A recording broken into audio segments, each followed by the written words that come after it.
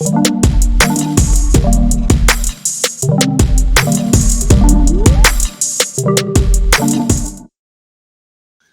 to the Unscripted Authentic Leadership Podcast, a podcast where we're seeking to lead change while also seeking to understand. We are also here to bring leaders together to unite, to develop and empower other leaders in the areas of business, faith, family, and community. I am your host, Lafayette Lane, joined by my co-host, John LeBron. And we are so excited today as we unpack a new topic discussing diffusing tense situations. Before we get into that, we always have to send thanks to our audience and our Unscripted family, those of you that are part of our YouTube family there, Unscripted Authentic Leadership, or whether you're part of our Facebook, Instagram, our LinkedIn family. You can find us on all those platforms as well. Our handle will be the same, Unscripted Authentic Leadership. On Instagram, it's at Unscripted Leadership. And you can also follow us there on LinkedIn. Those of you that may not watch the podcast, but you're one of our faithful listeners that stream our podcast on the various platforms that it is provided on, from Apple to Spotify to Google Podcasts, IHeart Radio, Stitcher, and really any platform that podcasts are streamed on. You can find our podcast there.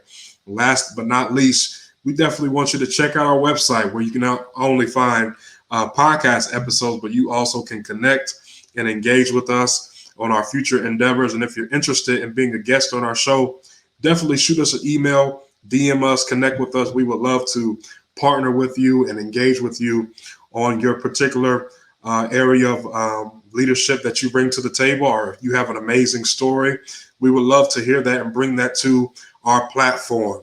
Let's get into the topic. Last week, we had an incredible discussion about handling conflict management. Some of the feedback was you guys wanted us to go a little deeper. And so we have heard you, we are listening, and we definitely want to attack that to give you some more applicable strategies and applications that you can handle conflict a little better. And so today we're going to be talking about diffusing tense situations.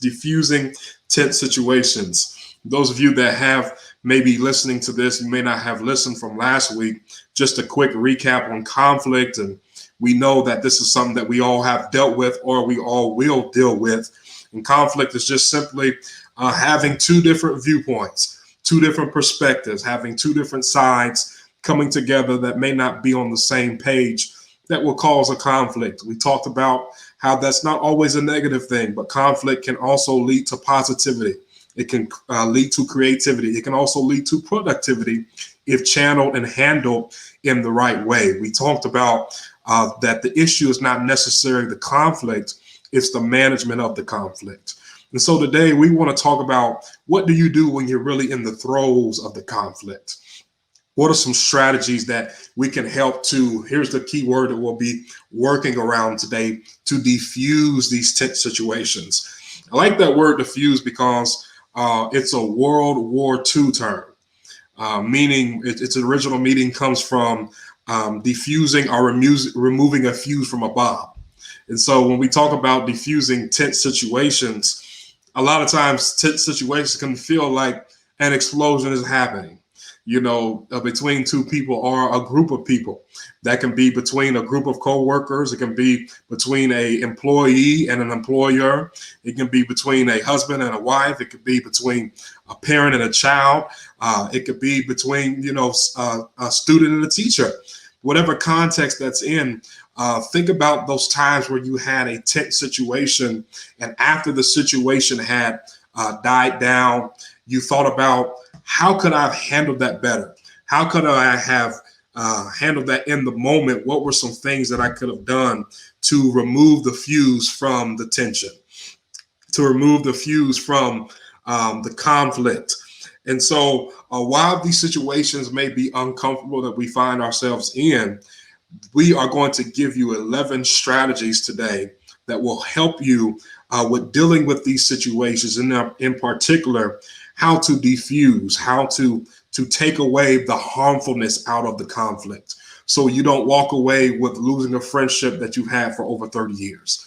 You don't walk away with losing a friendship over some words that were said not out of truthfulness, but out of hurtfulness. And because there was conflict that arose, you kind of got outside of yourself. And so today we just want to dig in and be practical and give you some applicable things that you can apply when you find yourself in tense situations and in conflicts. And so there are 11 hacks or 11 strategies that will help you to defuse tense situations. Me and John, we're going to tackle these one at a time. We're going to take turns here. You guys will hear both of our perspectives on these. The first hack or the first strategy, strategy to diffuse a tense situation is number one, have open body language. Have open body language. I know we talk often when we think of communication, we think of verbal communication only. But I believe studies suggest, and study will show you that the communication that is seen and the communication that is heard or received first before verbal is body language. So when you're communicating with someone before, you may be talking to someone and you can tell by the way that their body language is, whether they have received that message or not.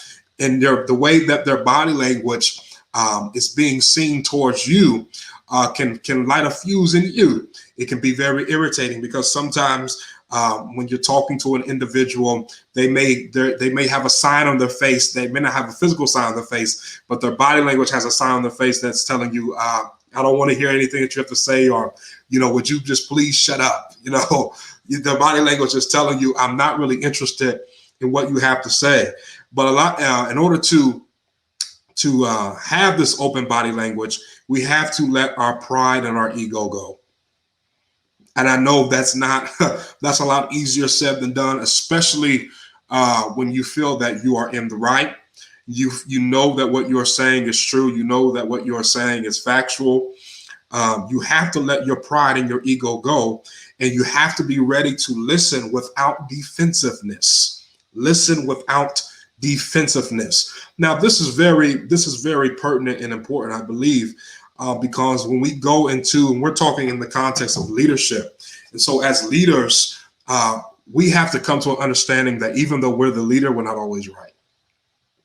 And even when we are right, doesn't mean that we have that gives us a license to be defensive or to be abrasive or to be standoffish when people are not necessarily receiving exactly what we want them to receive.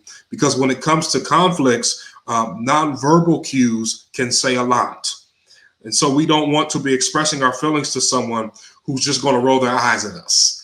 We don't want to express our feelings to someone who's just going to sit there with their arms folded and their legs crossed and is ready for you to move on. But as a leader, it's important that we can move through that. As a speaker myself, there's a scripture in the Bible that says, don't be afraid of their faces. And I've had to learn, and I'm not perfect at it, that just because a person's face may not necessarily be the expression that I think they should have, doesn't always necessarily mean they're not receiving it. Because sometimes people's mind is thinking at a rate that that you don't necessarily think on, and so their body may be showing you that they're not receiving, when all actuality they may just be thinking about what you're saying. Sometimes their face is not always a accurate depiction of reception. And so don't judge your coworker, don't judge your partner, don't judge your spouse always by their body language. And even if their body language is not the body language that you necessarily want, have that patience to work and give that person time and don't become defensive, so you can get your message across. And this will help that the conflict won't blow up because you're looking at them like, what's your problem? And we've all been there. I've been there, because body language is important. But that is the first strategy that we can use to help defuse these tense situations, is not to allow the body language to shut us off. Be open with our body language and be open with other people's body language. John, give us the second strategy when it comes to dealing with defusing tense situations. Yeah, so the second thing we would say is when engaging into a situation, address the other person's concerns. understand that people want to feel understood. So acknowledging their feelings can help neutralize the situation. And actually, a sincere attempt to understand someone makes it really hard for them to be angry with you. But you have to know that sometimes I find some people try to practice these things almost as almost like a sales technique, right? I'm going to diffuse it. I'm going to ask them, so how do you feel about this situation? Guys, we as human beings, we hear words, but we also quickly understand the context of those words. And we understand the voice fluctuation, how you're using all the things around communication. As Lafayette mentioned, the body language, they are all important. So this is a sincere attempt to understand someone, allows them to at least acknowledge that you understand that they're frustrated, and that regardless of whether you're getting it right or not, they feel like you're giving it an attempt. You're trying. It's important to you now. It's telling them that, hey, it's important to you that they're frustrated, which is often, if you think about it, why we get mad. Don't we often get mad because we feel like nobody's hearing us? Sure. It happens all the time where, we go to work and we give them people, we often, until we get to know someone even better, we go to work and we give all those people our best people skills. And then we go home, and that's where we have a lot of these issues, because we give our family like the worst people skills, right? We give them the short fuse. When in reality is the household is the most important people in our life. So that's why these things are so important. But things like this right here, acknowledging something like that. I mean, how many times can I use that when talking to my own spouse, right?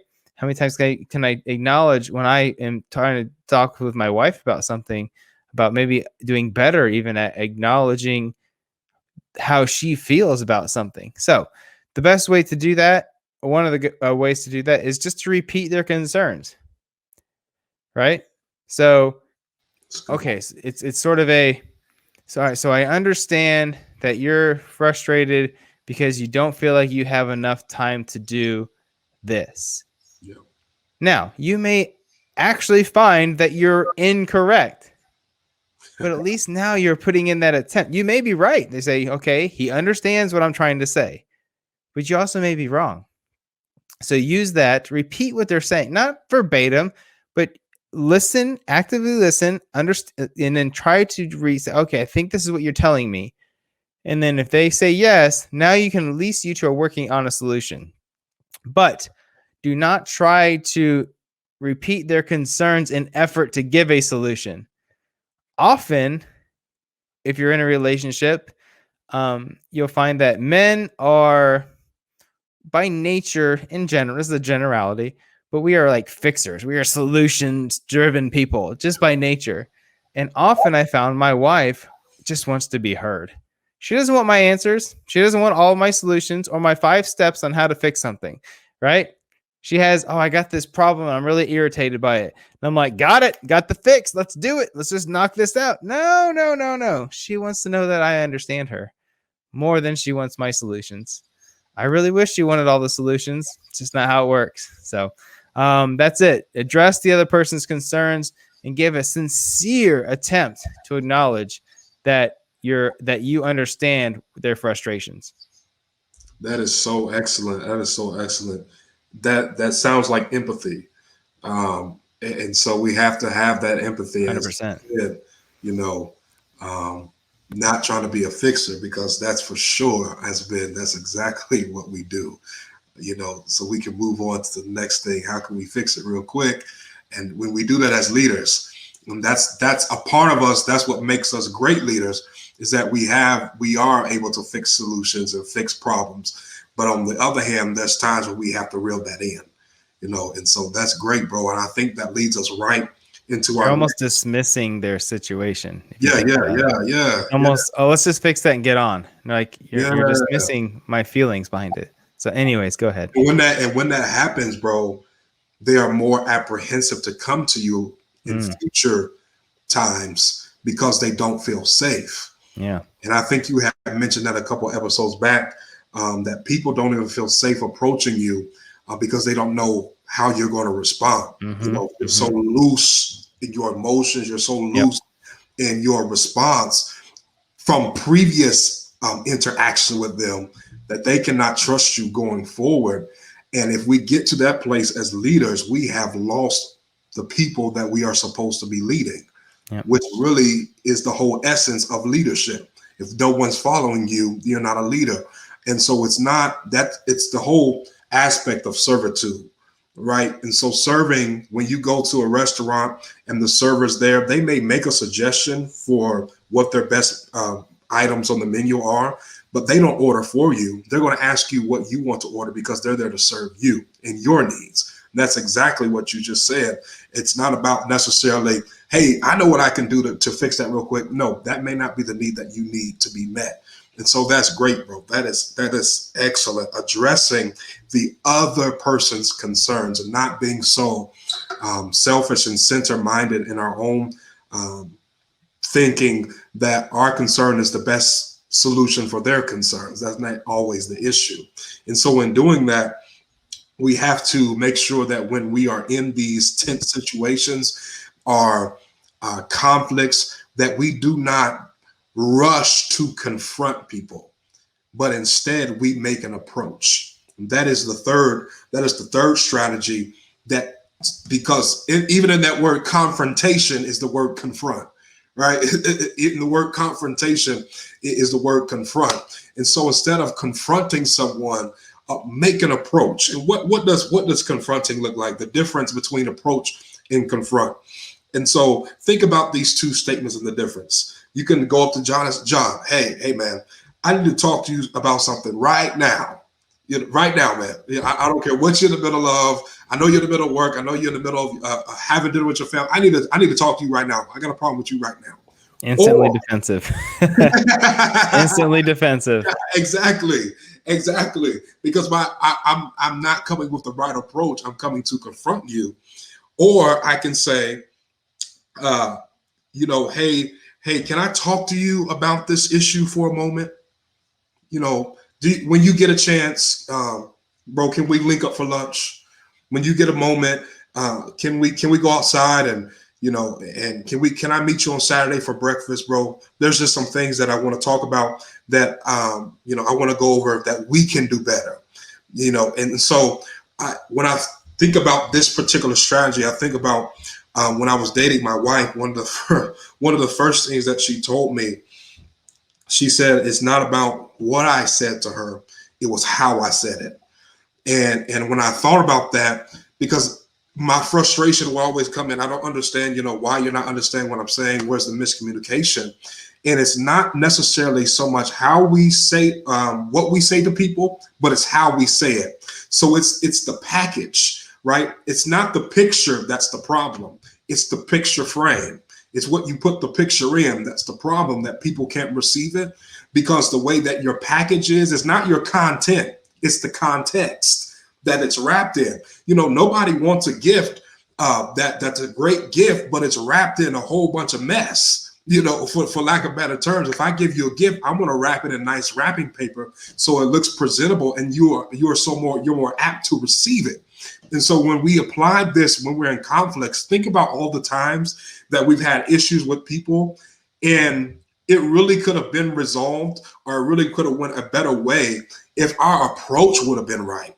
You just can't come in and come off the handle and fly off the handle and talk to people any type of way and then think they're going to receive what you're saying. That's just not how it works. And here's what the thing. The way that I approach and I talk to John, it is much different than how I approach my wife. It's much different than how I approach my children. We said this last week, but it's so critical, because your approach has to be based on the person that you're trying to get reception out of. And so confronting people is not always the best way to handle tense situations. It only makes the situation worse, because that person feels like you're trying to put them on blast, especially if you confront them in a group of people. That is the worst thing to do, especially as a leader. Think about all the time that your supervisor came at you wrong, or they said it the wrong way, and it wasn't necessarily about what they said; it's how they said it again. It's about that approach. And so when you come to someone, think about the golden rule that we all learned in kindergarten. Treat people the way that you want to be treated. Speak to people the way that you want to be spoken to. And so when you talk to someone, no matter how weighty or important the subject matter is, your approach has to be correct. Think about that. When you go into work tomorrow, and those of you that will listen and watch this, just try it. Try your language. Change your language with your coworkers. Change your language with your family, and see the results will be so much different. And I guarantee that you'll get even more than what you desire because your approach was right. Right. And so we have to learn how to approach people and not confront them. I'm not telling you not to handle your responsibilities and handle issues that need to be taken care of. The culture that's going on at work, you see some things that are affecting the culture and that you're trying to set as a leader. That's not what I'm saying. I'm saying that even with those things that are important and are pertinent, there's still an approach that'll be more receptive and better received if we would learn as leaders to approach and not to confront. So that's the third strategy. We have 11 strategies. Number one, just quickly to go back over, have open body language. Number two, address the other person's concerns. Number three, make an approach and don't confront. For our fourth listening strategy, but our fourth diffusing tense situation strategy. John, tell us what that fourth strategy is to help us to further diffuse tense situations. Guys, to help you diffuse these tense situations, you have to be an active listener, which also can help you not get into an argument, is by being an active listener. If you often find yourself caught up in your own thoughts while someone else is speaking, then you're not an active listener, right? Sure. Active listening is so hard during a sort of intense situation, because your thoughts and your emotion, you're just so wrapped up in your own thoughts and emotions. So it's really hard to engage in a quote unquote argument when you're not, to really engage with active listening, because you're thinking about how you feel and what you want to say and your point that you want to get across. But you have to get to where you can block out or tune out your own thoughts and feelings and truly listen to that other person. I promise your own thoughts will still come. But if you find yourself only listening and waiting for the other person to pause so you can jump in, then you're not actively listening, right? Yeah. It's not when they take a breath. When someone takes a breath, that's not necessarily your spot to speak. Yeah. That's just them taking it's just called a period. It's not, an end of a paragraph and now it's your turn. So listen with the intent to understand, tune out your own thoughts, appear to be listening. Don't have the appearance that you're not listening. Don't look around. Don't stare at your watch or the clock. If you want a pro tip, do not look at your phone. Oh, yeah. It's so rude. Even sitting down with somebody and turning your phone upside down is really not that great. Put it in your pocket. Just put it in out of sight. Okay, help me, bro. Help me. It's true. People do it all the time. And I know y'all with your Apple Watches. I use one sparingly, really only for sports. So I can not look at my phone. I'm trying to see what the time is while I'm coaching or something. Other than that, it mostly stays on the desk. And I don't keep it, because here's what happens. You're in conversation, your phone dings, it goes on your wrist, and then you now break your engagement with that person to look at your phone to see if it's more important. I know you're not thinking, is it more important? You're just seeing, what is it? But it's almost like this feeling of, let me see if this is equally important what I'm into right now. That's kind of the feeling I think some people get. Or my favorite, when the phone rings and you look at it and you go, oh, don't worry, I'm not going to answer it. I'm like, okay, like, thank you so much for blessing me with your time, right? I mean, come on. Like, we are here to value the other person more than others, and so more than everything else that's going on at the time. And so if you want to be an active listener, you have to tune everything else out. Put your phone away and really engage in that conversation so you can hear what they're saying, and then you can respond from that, but not within your own thoughts before that. It's hard. Yes, that's challenging.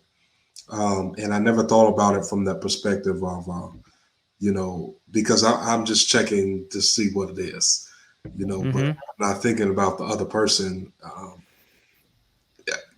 it coming off as rude or, me not thinking what they're saying is important. Because I try to, at least at the dinner table, I try not to have my phone out. My wife has gotten on me before, and I try to be intentional, and I get it, bro, because, we only have time. We only have moments. You can't get the moment back. And like you said, you have to go back and ask that person, what did you say? Because you weren't actively listening. And so that is great, bro. And when we're not actively listening, a lot of times we miss information, we miss parts of the story. And when we do that, we assume. Then that assumption leads to an argument. That assumption leads to more conflict. Yeah. Because you're trying to fill in the blanks. Because you're like, I'm listening. Right. Like, what? No, you're not. You're literally not 100% engaged. You can't be 100% engaged because studies have shown your brain can't do two things at the exact same time. Absolutely. That's why they say you can't text and drive. You're like, yeah, I can. No, you literally can't. I mean, it's that your brain is going to the phone driving. It's just going back and forth. Yeah. I changed my tune, and I'm not amazing at this yet. When a good friend of mine named Mike Montano, and he told me that he keeps his phone in, I don't know, somewhere besides his hand, because he didn't want his kids' mental image. He has two younger kids. He didn't want their mental image of their dad growing up to be the guy staring at his phone screen all the time. And I thought, that was powerful to me as a father of two. Like, if they had to draw a picture of dad, would it be dad with a phone? Right? I don't know. At our company, we have meetings periodically, and we have a rule that you're not allowed to bring your cell phone in. If there's a reason to have it, that's fine. There's always exceptions. We don't really go hard on that, but it's just the fact that, hey, we're having a meeting. You leave your phone at your desk. Now, if you're like waiting for something from a spouse or something, kids, that's understandable. But in general, you leave your phone out of the room because people don't need to check it all day. So that is really good. What image are you going to be left behind with? That's so good. Wow. That's excellent. Excellent. So that was our fourth diffusing strategy, practicing active listening. Our fifth strategy is using I statements. This is so easy to fall into, but when we really summarize it, it all has to do with accountability. When we use I statements, what does that mean? So you say, I feel like people are never listening to the ideas that I share. You guys are not listening. Or you can say, you never listen to me when I have something to say. And oftentimes we do the latter. We point the blame and we point the problem at someone else. And what we don't realize is that we're just trying to be heard. But when you say you, that's attacking. You're attacking somebody. And when somebody feels attacked, it's not going to be a good outcome. When somebody feels attacked, automatically defensive mode comes up, and then it's going to sound like they're giving you an excuse back. Yes, I do. And so the goal of resolution never gets met because you're not using that accountability statement that starts with one word, I. And so think about that when you're in the meetings. Think about that when you're in your job, and when you want to, even in a group setting, when you want to have something accomplished, what can I do to make this better? Instead of saying, this is what you need to do to make this better, and this is what you always do wrong. This is why we have this problem, because you.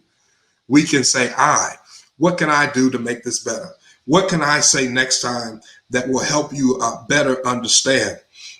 Because when you use those I statements, people will open up more in a vulnerable way, and people are more likely to work with you in a more positive and constructive way. When we use you, it leads nothing to but destruction. But if you want to have constructive and positivity to come out of that outcome and that situation, take accountability. And people will follow leaders that they feel like, hey, you're sharing the same burden that I am. When sometimes you have to use those I statements to show them, the work is what they're doing. You're the leader. It may be their project, but they have to feel like you are engaged with them, and so you have to use that I statement. What can I do to help you guys assist you in that? And I know that's easier said than done, but it goes back to what John's previous strategy was. If we're actively listening, that'll eliminate a lot of our use. If we're actively listening to the problem and what people are going through, and what people's needs are, then we'll kick in that, okay, this is what I can do from afar off. And a lot of times, if we are actively listening, the I statements will come easily. That person won't even have to necessarily tell you what they need, but because you're watching and because you're attentive, you have switched into the mode of the servant. And so what can I do to help you further along, to get you to your destination, to get you to your goal, to get you to your resolution? And so we've talked about having an open body language, addressing the other person's concerns, making an approach and don't confront people, actively listening, practicing actively listening, and then using I statements. What is this sixth strategy, this sixth diffusing strategy that will help us in eliminating our tense situations, bro? Yeah, if I can comment on the I statements real quick. I found something that works well for me is something called a feel, felt, found. If anybody's ever used that. So it's not for every situation, but you ever have, if you're a manager and someone's always late, you can approach them like, hey, Joey, why are you late every day? Or it's, as you said, hey, Joey, can we talk about, the struggle to get here at the right time? Sure. And he's going to say, I'm just always late. I know I'm always late. I don't, blah, blah, blah, blah. I'm really frustrated. My dog threw up this morning, and it's real simple. It's called the feel, felt, found. It's, hey, Joey, I understand how you feel. My dog too was getting sick for a while, and that was a real struggle. When I went through that, I felt like I could just never get ahead in the morning. So what I found was, if I just changed my hours to 8:30 instead of 8 and just stay till 5:30, I was still able to get my time in through the week, because I realized for me, getting here at 8 was a struggle, and I was able to move my time up. Would that help? Would that be something help you? Wow. It's feel, felt, found. It's basically relating to the situation and explaining to them what you found with the solution without telling them the solution. Here's what you need to do. Here's what I found for me. So anyways, use it all the time. It's a really nice tool. So anyways, number 6, excellent. Use conflict as a growth tool and own up to your mistakes. Yeah. Don't always be Mr. Always Right. Own your mistakes. Yeah. This is so hard. It's hard for me. This is a really hard one for me sometimes. Not that I have a hard time owning my mistakes. It's that, sometimes when you feel like you're doing something right, it's hard to see someone else's perspective. And you're like, I'm correct in this because I've been living right. I've been doing this right. I've not done any wrong here. And you see your point of view and they're like, well, yeah, you're always right in everything, right? So don't be Mr. Right. Yeah. It's okay. If you made a mistake, own it. We've gotten so used to being penalized in school for making a mistake. I don't like how we do the school thing, because you make one mistake on a paper and they take a red pen and they mark it and it's glaring. It's like, you messed up here, right? Big circle. If there's 100 questions and you get 75 of them right, it's like, you did okay. C. I'm like, you got 75 right. That's really good. Yeah. My son takes these quizzes and there's like 4 questions. If he gets one wrong, then he gets a 75%. And he's like, oh, and I'm like, dude, you got 3 out of 4. That's really good. So, I mean, if you played baseball and you hit 3 out of 4, you'd be a legend. It never happens. 1 out of 4 and you're an all-star. So, Yeah. I mean, come on. So, like guys, it's okay to mess up. Yeah. It's even better to own your mistakes. You will gain respect by owning your mistakes. You will never gain respect by placing blame on others. So, at times it is, when appropriate, it's okay to fall on the sword, as I call it. It may not be mostly your fault. It may be mostly someone else's fault. Yeah. But what's the goal here? We're trying to diffuse the situation. We're not trying to be Mr. Right. It's okay to fall on the sword. Like, hey, you know what? We didn't hit the sales goal as a team, and maybe you're not the salesman, right? You're like, hey, I lead the team. This one's on me. This one's on me because I didn't explain our goals for what we were going for this quarter. And so this one's on me. And we're going to figure it out. And next quarter, we're going to go and crush our goals. It's that simple, guys. No one's going to be like, you're right, it is your fault. John should be fired. No. It's to respect you more for not placing blame on everybody else and taking that as a leader and saying, let's move forward past this. It's called you fall on the sword, take ownership. It's okay. There's a book called Extreme Ownership by Jocko Willink, and he talks about how everything is your fault. Everything is your fault if you go deep enough. And so I highly recommend it. Anyways, that's it. I'm about to read that. I like that. That's interesting. Mm-hmm. Yeah, wow. that helps us because if we look at it from that perspective, we won't take things personally. All right. If we won't take things personally, that's our next strategy is when you're in the middle of a tense situation or conflict, don't take it personally, and also address issues as they come.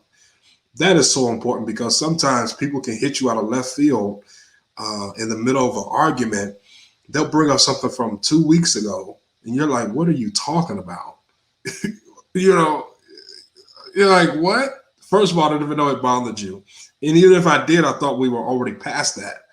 But they were just waiting to release that. They really bottled that in until, their cap blew off in the middle of a conflict, and then the situation got tense and heated. And all of a sudden, the issues that should have been addressed at the moment were not addressed. And now you're caught off guard, and now you're both offended. They're offended at what you said in the moment. You're offended because they brought up something that happened 2-3 weeks ago that you had no idea about. And so we have to make sure that we address issues as they come.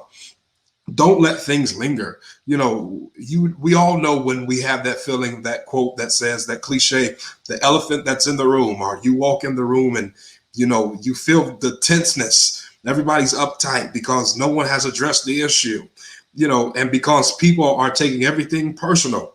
It's easy to take things personally, but in leadership, you have to understand that if you're going to be a successful leader, that you cannot take everything personally. Even though some things may feel like a personal attack, even in the middle of that conflict can be constructive under certain circumstances. So for instance, different opinions can sometimes lead you to more creative thinking and better solutions so that everyone else is happy, but also bring up issues, like here it is again, up as soon as possible. Because if you don't, it'll have that snowball effect. And so you're in the middle of the conflict and they bring in 10 things with them that, you have no idea about. And it's a big TNT bomb because you took it personally and things weren't addressed when they should have been in the moment. And one of the things that, again, that will help us not take things personally is using those I statements, making sure that we're listening, making sure that we're being empathetic, making sure that we have that feel. What was the 3 F's again, bro? Feel, felt, and found. Feel, felt, and found. Understand how you feel. Yeah. Here's how I feel, felt, found. I understand how you feel. When this happened to me, I felt this way. Here's what I found. I want to put that in my notes. I know John just said don't build your phone, but I'm taking those from him. Feel, felt, and found. The 3 F's. We could have titled this episode "Feel, Felt, and Found." No, for real, like the 3 F's: feel, felt, and found, because all 11 strategies can be summed up in those 3 F's: feel, felt, and found. Feel, felt, and found. If you're feeling, you felt it, and you found that solution because you have felt you. And I love how you wrap that up. You use that example about the dog and people, because somebody came to me and said, I'm late to work every day because my dog keeps throwing up. I'll be looking at you. What do you mean? I'm almost looking at you as like the kid that says, I don't have my homework because my dog ate it. But that was so good. If we applied that formula, that's a formula. Feel, felt, and found. That's a formula. Feel, felt, and found. And so we have to learn to do those things and not take it personally and address issues as they come. Okay, we're going on. Number eight, the 11 strategies. John, help us out here how the 8th strategy will help us defuse these tense situations. Okay, so this is sometimes my best and my worst one. It's bring your sense of humor. So, often being known as the funny guy in certain areas, it makes if it's you or myself, want to crack more jokes. Problem is, a sense of humor is an amazing trait when used appropriately, right? We all have the friends who want to have a sense of humor and they're really bad. Like they're really, I say sense of humor, they're really bad at diffusing or telling jokes or whatever. And that's fine. Don't use it.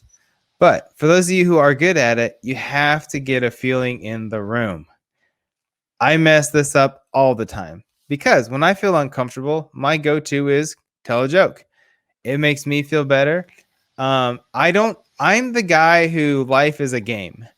So I don't take a lot of things too seriously sometimes. I do, but I quickly get over them, like probably too quickly.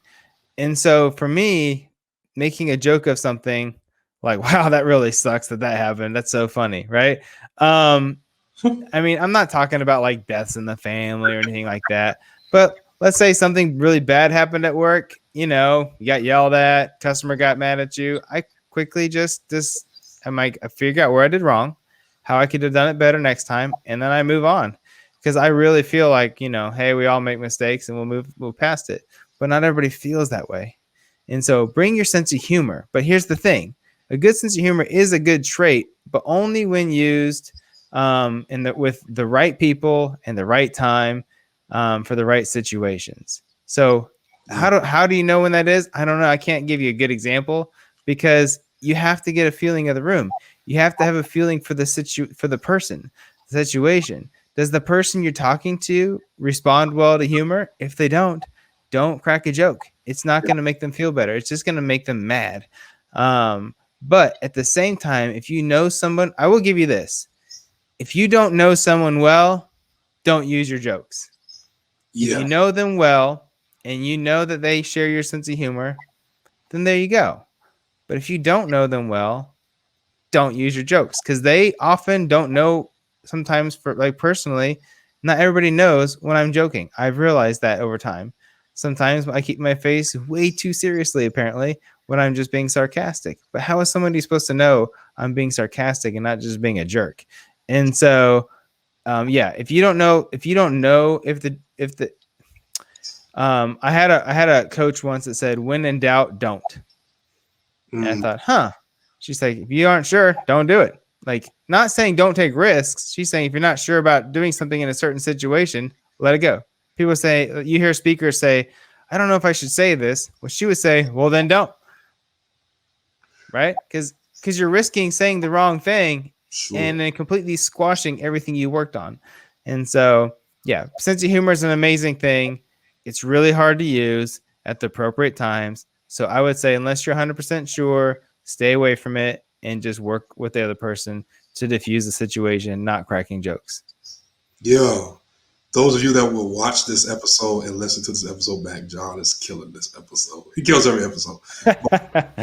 Nah. Oh, when in doubt, don't. Listen, we can go ahead and dismiss class right now. When in doubt, don't. That blessed me. Again, I have my phone out and I'm putting it in my phone.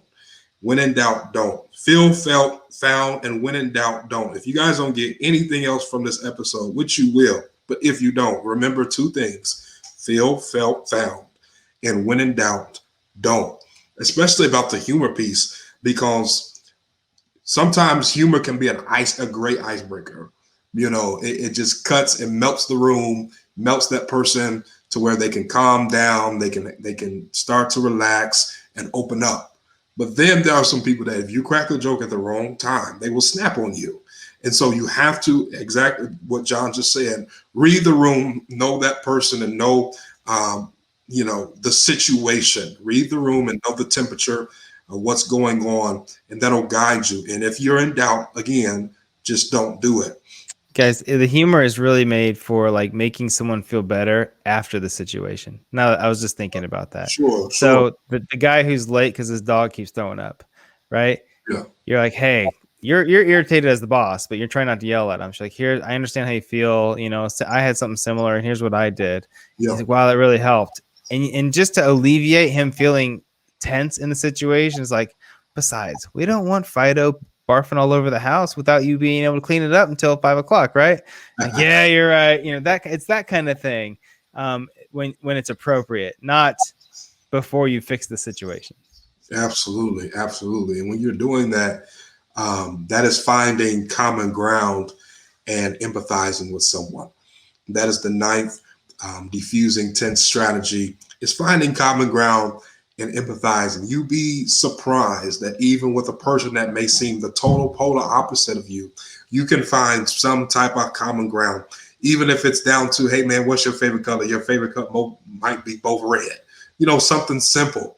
Do you like baseball? I like baseball too. And that literally may be the only thing that you have in common, but that's all you need. All you need is an entrance. All you need is a doorway to get in to that person, and that'll help them open up. And again, we've already talked about empathizing with them. That is so important.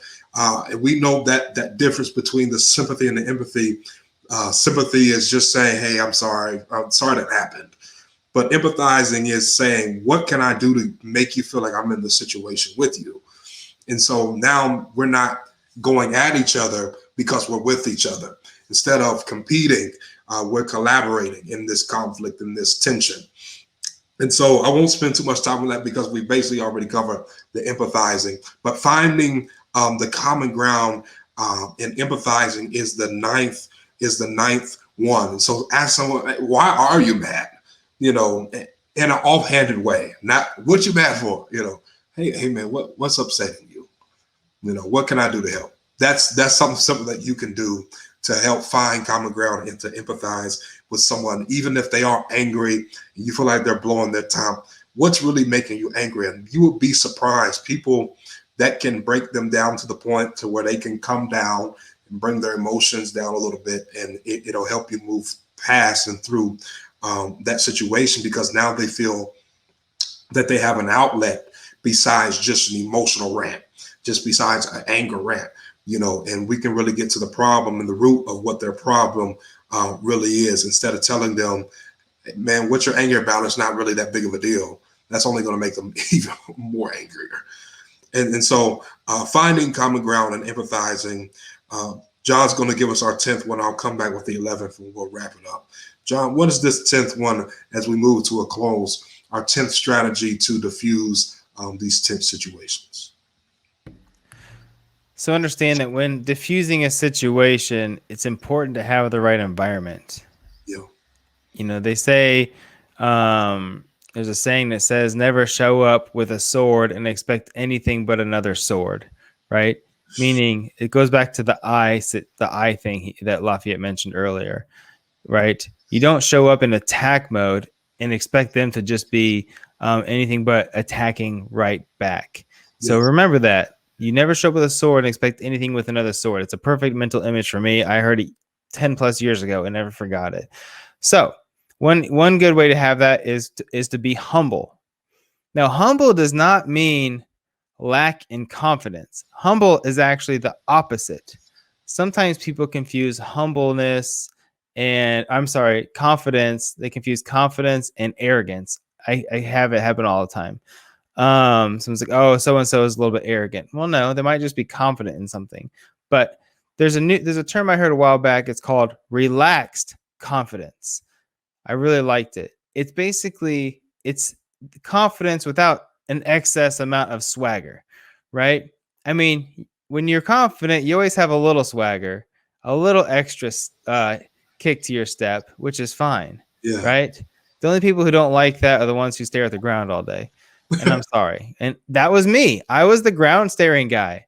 And then over time of just gaining my own self-respect, you gain confidence. But anyways, relaxed confidence can help breed sort of a natural, safe feeling for others to relax and then discuss the situation, hence diffuse it.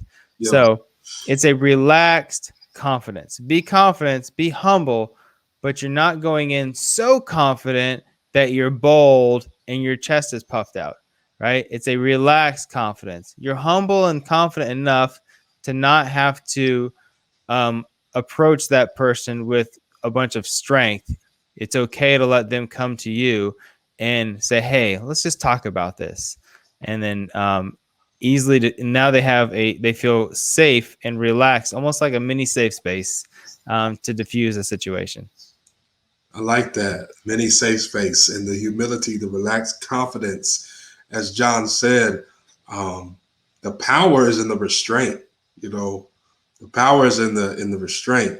How powerful you are is not by how much you can lord over someone or be condescending or seem more intelligent than them. It's in your humility, and I love that.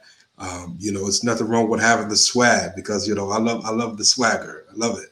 But don't be too much where others around you feel like your presence alone is almost a condescending presence because they deem you as arrogant.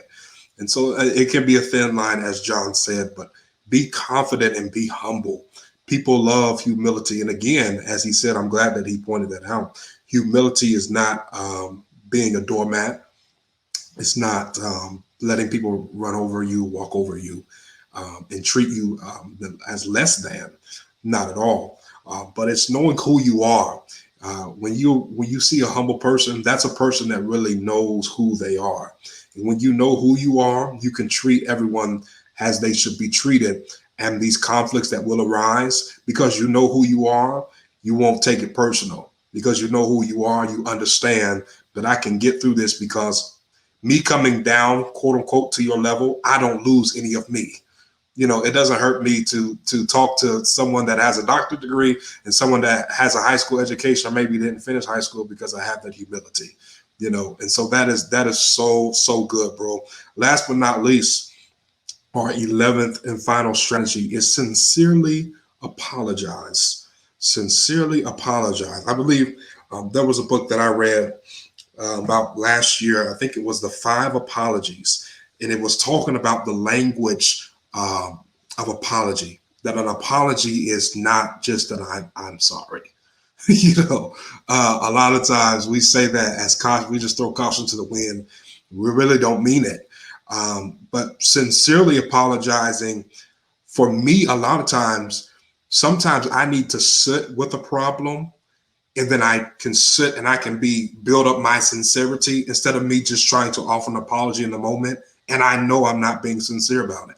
I'd rather not just say anything in that time and let me sit with it. Let me sit with my conviction. Let me sit and review. Let me analyze, okay, this is why they were hurt.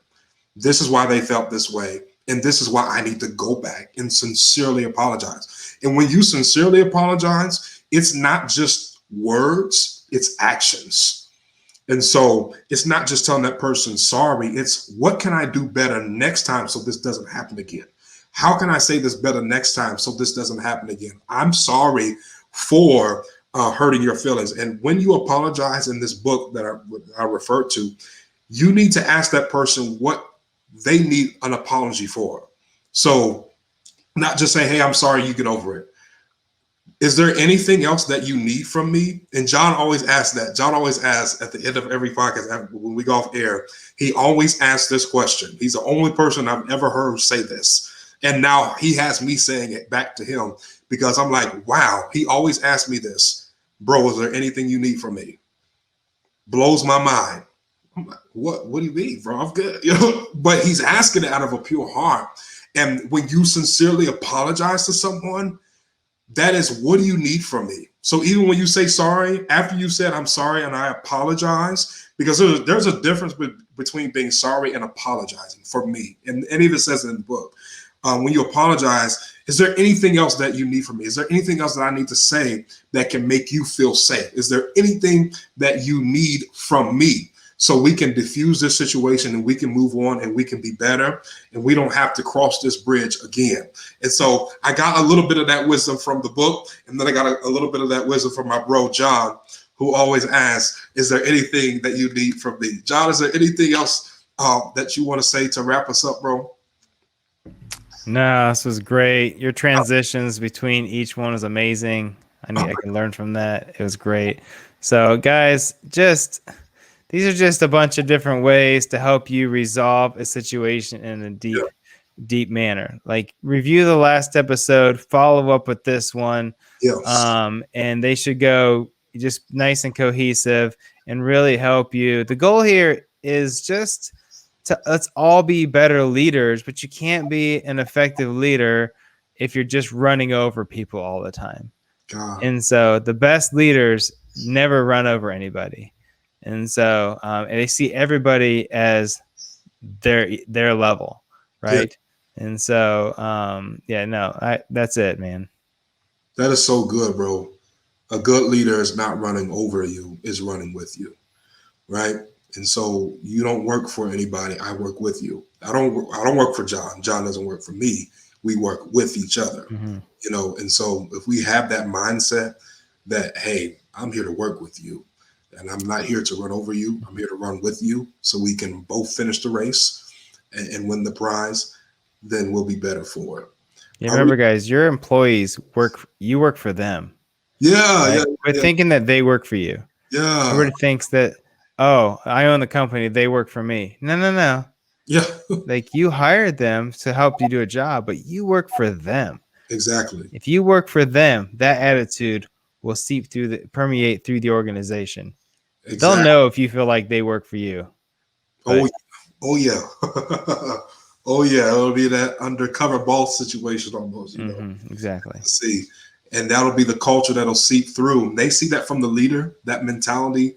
Then everybody that's working beneath you, your organization will be unstoppable. Because that's not something that you will have to teach. It's because they're something that they see every day from the top down. Our read of the month this week, we could keep going on. This has been a great episode. We're just having a conversation now. Our read of the month this week is Emotional Intelligence 2.0 by Travis Bradbury and Gene Graves. Hopefully I'm pronouncing that last name right.